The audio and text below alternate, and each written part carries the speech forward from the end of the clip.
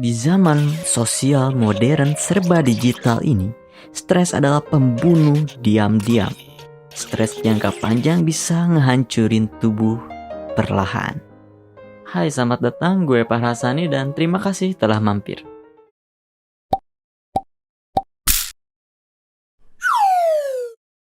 Gue lihat zaman sekarang itu stres itu udah jadi sebuah isu yang lebih sering terjadi lagi ya, terutama di Indonesia ini. Buktinya kini stres bukan hanya menimpa orang dewasa, tapi juga menimpa para remaja. Ini unik ya teman-teman, karena kalau kita perhatiin itu ada sebuah dinamika yang berubah pada zaman sebelumnya sama zaman sekarang, yang dimana perubahan ini pastinya membuatkan sebuah fenomena dan juga masalah yang baru tentunya. Gen Z. Isu kesehatan mental menghantui Gen Z.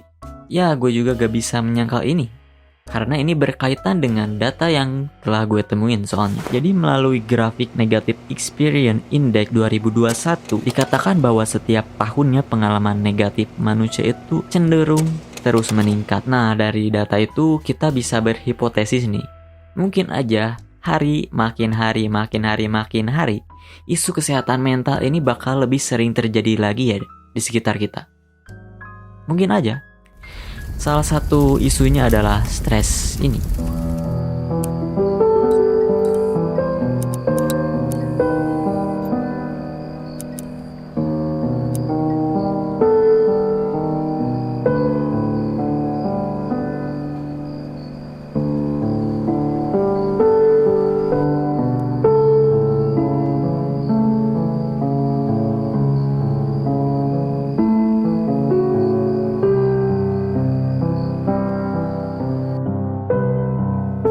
Ngomong-ngomong, stres ini kalau dibiarin terlalu lama itu bisa berbahaya banget ya, karena bisa menyebar ke dampak kesehatan fisik dan juga kesehatan mental lainnya. Jadi kalau dirasa stresnya itu udah enggak baik, bagusnya sih segera ditangani ya. Tapi sebelumnya, apa sih itu stres sebenarnya? Simpelnya, stres adalah suatu kondisi yang menekan ketika seseorang tidak mampu beradaptasi dengan situasi yang dihadapinya. Nah, sebenarnya stres itu wajar ya. Wajar terjadi kepada setiap orang, dan setiap orang juga gak bisa menghindari yang namanya stres ini. Tapi stresnya harus dalam takaran yang wajar. Yang berbahaya itu kalau stres udah sampai takaran yang gak baik. Nah, terus gimana sih caranya agar tahu nih kalau kondisi stres kita itu lagi gak baik?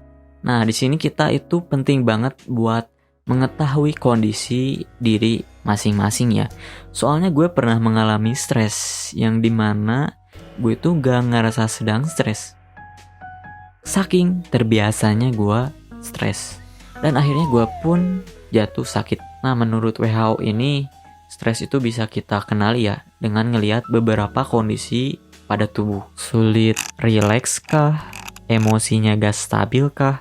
Suka ngerasa cemas kah? Susah tidur kah? Susah konsentrasi kah? Ngerasa sakit kepala kah? Pusing kah? Atau bahkan sampai sakit perut? Nah, itu ya ciri umum kalau lagi stres. Nah, sekarang gimana sih caranya biar menangani stres itu? Gue pengen ngebagiin bagaimana pengalaman gue menangani stres gue ya. Kebiasaan gue yang kurang baik, overthinking, nugas berlebihan, ditambah saat gue menemui masalah yang menurut gue cukup berat ya. Nah, disitulah stres gue muncul, dan disitu juga gue ngerasa kinerja tubuh gue menurun, badan lemes, kepala sakit, pusing juga. Terus menerus ngejalanin hari dengan kondisi tubuh kayak gitu, akhirnya gue pun jatuh sakit. Dan hadiah terakhirnya gue ngedapetin penyakit asam lambung yang lumayan parah. Di situ pun gue mulai berpikir, kenapa ya gue bisa jatuh sakit? Padahal gue gak nyari penyakit sebelumnya. Gue selalu makan dengan teratur kok, tapi kenapa bisa jatuh sakit?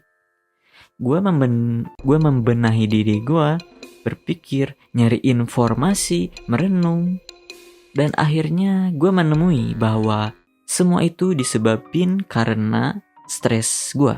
Nah, terus gimana nih cara ngatasinnya? Gue gak mau menyanyiakan kegunaan internet dong. Makanya gue cari ke YouTube, cari ke Google, cari artikel, lalu gue mencoba mempraktekkan beberapa tips informasi yang gue dapat, juga sekaligus mengamati keefektifannya. Dan menurut gue itu bekerja, berhasil malah. Jadi apa yang gue lakukan saat lagi stres? Hal pertama yang harus dilakuin adalah ketahui dulu apa penyebab stresnya. Nah, untuk menemui penyebab stresnya, ingat aja, di mana ada stres berarti di situ ada keresahan. Nah, kalau kita udah nemuin apa sih yang ngebuat kita stres, keresahan apa sih yang ngebuat kita stres, nah kita jadi bisa ngelakuin sesuatu pada keresahan itu. Setiap orang tuh punya caranya masing-masing ya untuk menangani keresahannya. Kalau cara yang paling gue suka adalah journaling. Ya, gue cuma menuliskan semua yang menjadi keresahan gue. Apa yang jadi hambatan di pikiran gue, apa yang jadi ketakutan di pikiran gue, apa yang menjadi harapan di pikiran gue. Pokoknya semua tentang pikiran dan emosi gue lah. Gue tuliskan semuanya pada note gue. Nah, menulis juga ngebuatin gue jadi sadar dan juga ngerti apa sih isi dalam pikiran gue dan juga isi dalam emosi gue ya. Sehingga ngebuatin gue bisa punya kendali dan juga bisa ngatur pikiran dan emosi gue. Intinya berdampak baik pada kontrol diri lah ya. Nah, itulah kenapa menurut gue nulis itu adalah suatu cara yang baik ya untuk mengurangi stres. Nah, itu kan cuma salah satu cara. Buat yang gak terbiasa dengan cara journaling, bisa ngelakuin cerita panjang lebar ke temen atau keluarga, salurin keresahannya. Karena keresahan yang kependem bisa jadi numpuk, akhirnya berdampak ke stres juga. Nah, selain cara itu, cara yang lain bisa digunain yaitu mengrecovery diri.